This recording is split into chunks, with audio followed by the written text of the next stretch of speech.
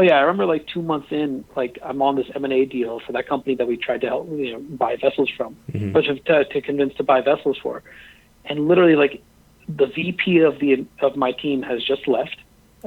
He was 6 years into the job and he was a star guy. He hired me, but he went to do something else in the Middle East or in Houston, I think. And literally, it's like the MD, me, who's like a very like green lateral first year analyst, and an intern who is this like little Asian dude who's just really eager and passionate, and he's also really wicked smart. Like he's from, I think he was at Cornell, and he was an intern at Jeffries.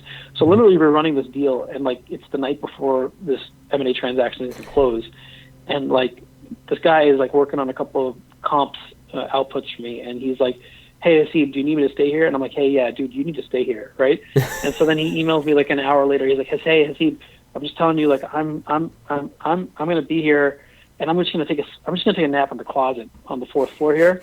But you've got my back, and I'm here to stay for whatever we need." So he literally pulled an all-nighter with me, and he slept in the closet. And then like at like 8 in the morning, like the next day, one of the first-year analysts opens the door, and here's that guy just like tucked away in the middle of the closet, and he's like, "Oh my God, like I have to do his deal," right? So it's just a phenomenal kind of like moment. So you didn't need him. He just was staying there just in case you needed him, kind of thing.